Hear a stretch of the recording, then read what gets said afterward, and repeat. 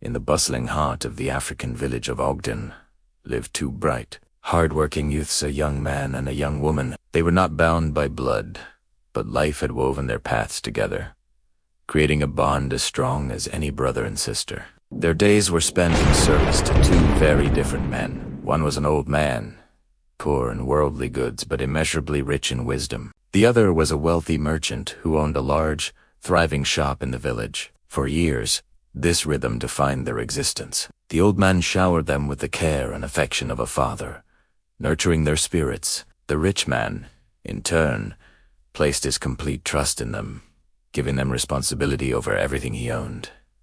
Life was simple. It was peaceful. It was beautiful.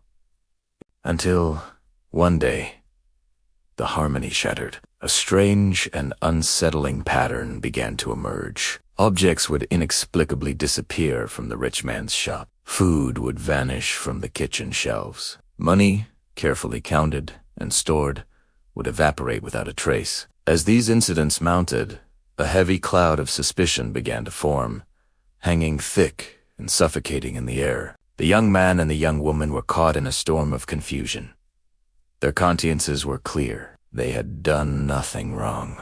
But the evidence, though circumstantial, seemed to point only to them. One moonless night, the old man, though physically weak, used his spiritual gifts to perceive what others could not. He saw it clearly, a spirit, a dark, malevolent entity, creeping silently through the house, its shadowy hands taking what never belonged to it. For years, the old man had been a silent guardian, a spiritual shield for the two youths. He fought this battle in a realm unseen, protecting them with fervent prayers, issuing cryptic warnings they couldn't fully understand, and wrapping them in a blanket of unconditional love. But the unyielding march of time is a force that no mortal man can defeat. The years took their toll, and the old man grew tired, his spiritual energy waning. Then, one sad morning, his long fight came to an end. Episode Hawaii, leaving behind a silence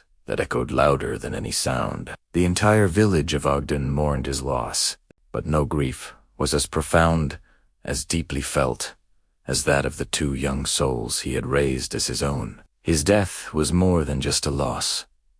It was the opening of a doorway for trouble. With their protector gone, the rich man's heart turned hard and cold. The dam of his suspicion finally broke, and he unleashed a flood of accusations upon the two youths. He blamed them for every missing item, every lost coin, every misfortune that had ever befallen his household. His voice, once kind, now dripped with venom. He shouted at them. He accused them of theft and betrayal. And finally, with a cold finality, he cast them out. He sent them away with nothing, no money, no food, and no roof to shelter them from the cold night.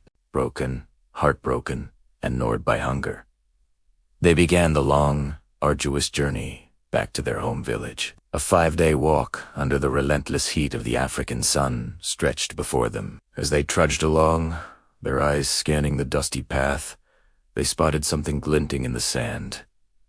2 small coins, a flicker of hope ignited in their weary faces. They hurried to a nearby market, their minds set on buying a small portion of food to sustain them. But as the young man opened his hand to pay, a cruel twist of fate intervened. One of the precious coins slipped through his fingers, rolled with a life of its own, and disappeared into a grimy gutter, lost forever. They were left with a single coin, a meager defense against 5 long days of travel. Yet, even in the face of this fresh disappointment, their spirits did not break. They refused to give up. They purchased what little food they could, and, sharing every last morsel, they continued their journey. On the 3rd day, their bodies were weak, their feet were heavy, and hunger was a constant, aching companion. It was then that they came upon an old woman, sitting alone by the roadside. Her frame was frail, and her voice, though soft, was laced with pain. "My children," she rasped, "I haven't eaten since yesterday. Do you have any food to spare?" The young man and woman looked at each other. A silent conversation passed between their eyes. They had only one small piece of food left to portion, so small it was barely enough to sustain one of them, let alone 2. But in that moment, A force stronger than hunger guided their hands. Kindness. Without hesitation, they handed their last bit of food to the old woman. She accepted it with trembling hands and ate slowly, each bite a prayer of gratitude. Tears welled in her eyes and traced paths down her weathered cheeks. When she finished, she looked at them, her gaze deep in knowing. "I have nothing to give you in return for your immense kindness," she said, her voice gaining a new strength. "But listen to my words very carefully. As you continue on your journey, you will find 2 calabashes lying on the ground. Do not choose. Randomly, take the one that calls to your spirit, the one you feel a connection to. Whatever you ask of it, it will provide. But you must heed this warning: do not let another soul touch it until you have safely reached your home." The youths nodded, their hearts swelling with a renewed and powerful hope. They thanked the old woman profusely and, with their spirits lifted, they turned to face the path ahead. And so, their journey continued, now charged with a sense of destiny and mystery. Stay tuned for part 2 of this incredible story to find out what happens next. If you enjoyed this, make sure to like this video and subscribe to our channel so you don't miss the conclusion. Thank you for watching.